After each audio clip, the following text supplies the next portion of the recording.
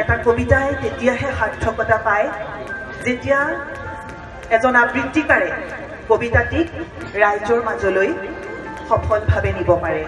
মই আজি প্ৰয়াস কৰিম শ্ৰদ্ধাৰ তুষপ্ৰভা কলিতা বাইদেউৰ ধ্ৰুপদী কবিতাটিৰ জৰিয়তে আপোনালোকৰ মনত যদি অলপো চুই যায় সেয়া মোৰ আজি সফলতা।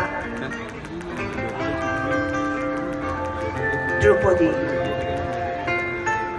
পৃথিৱীয়ে জানে মই ৰাজকন্যা ৰাজৰাণী গৌৰবিনী কৃষ্ণা যাজ্ঞসেনী, কোনেও নাজানে হায় মই যে নাৰী অভাগিনী।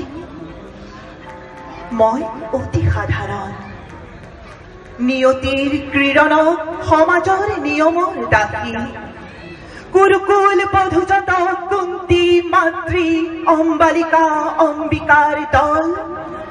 মই তাক এটি মাথো ক্ষুদ্ৰ সংযোজন, যৌৱনৰ প্ৰথম পুৱাত উৎপলৰ বৰণমালাত যাৰ বাবে গাঁঠিছিলো হৃদয়ৰ সঞ্চিত আবেগ। স্বামী গৃহ প্ৰৱেশৰ পৰম ক্ষণত সেই প্ৰিয় ফাল্গুনীৰ ভীৰুতা ক্লীবতা দেখি ঘৃণাৰ বিস্ময়ত আবেগ বিহ্বলা নৱবধূ ধৰে ধৰে পতিছিলো মাথো। পাণ্ডুপুত্ৰে মাতৃবাক্য কৰিলে পালন, জড় পদাৰ্থৰ দৰে কৰি ব্যৱহাৰ সমানে ভগাই ললে মোৰ স্বামিত্বৰ অধিকাৰ। কোনেও নাচালে ভাবি মোৰো যে থাকিব পাৰে এখনি হৃদয় এটি মন। এয়া মাথো আৰম্ভণ।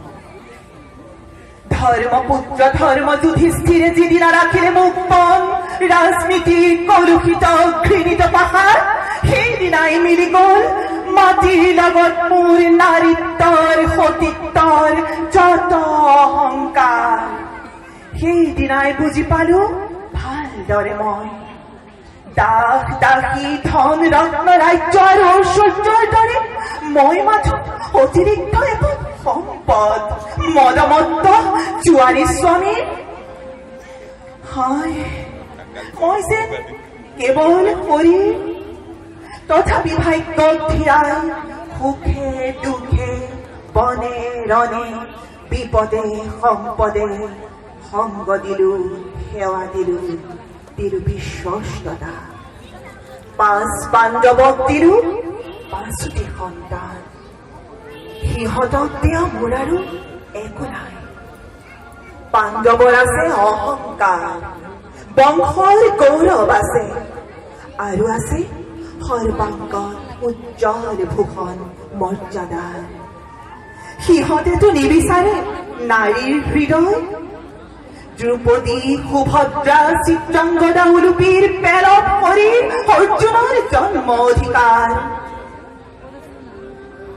হে সূৰ্যানন্দন স্বয়ম্বৰ সভাত যিদিনা সভাসদ পৰিজন সকলোৱে মিলি উপহাস কৰিছিলো নিঃসম্বল সুতপুত্ৰ বুলি, প্ৰত্যাখ্যান কৰিছিলো শকপথ হৃদয়ৰ প্ৰেমৰ অঞ্জলি। সেইদিনাই হল মোৰ বিচাৰৰ ভূত, ভুলৰ হুলেৰে বিন্ধা জীৱন সেই মোৰ ৰক্তাক্ত হৃদয়। আজি আৰু ভয় মোৰ নাই পাবলৈ, জন্ম মোৰ অসাৰ্থক, সমস্ত জীৱন মোৰ অনন্ত নৰক। নালাগে অক্ষয় স্বৰ্গ মৃত্যুৰ পাছত, মুক্ত কণ্ঠে কওঁ আজি মই তুলনা কেৱল যাৰ দুপৰৰ উজ্জ্বল সূৰ্য। সঁচা কথা মুগ্ধ মই সিজনৰ অপূৰ্ব সূৰ্য। ভয় না দাতা কৰ্ণ নোখোজো তোমাক প্ৰতিদান, মহাকাব্য ৰচয়িতা সত্যৱতী সুতে অসুচি কামনা বুলি ভুল ব্যাখ্যা কৰক যিমান, তুমি তাক নাপাতিবা কাণ। নাৰী যাৰ সংগী নিৰন্তৰ সেই ক্ষত্ৰিয়ই নুবুজিলে, জটাধাৰী জ্ঞান তপস্যীয়ে কি বুজিব নাৰীৰ অন্তৰ।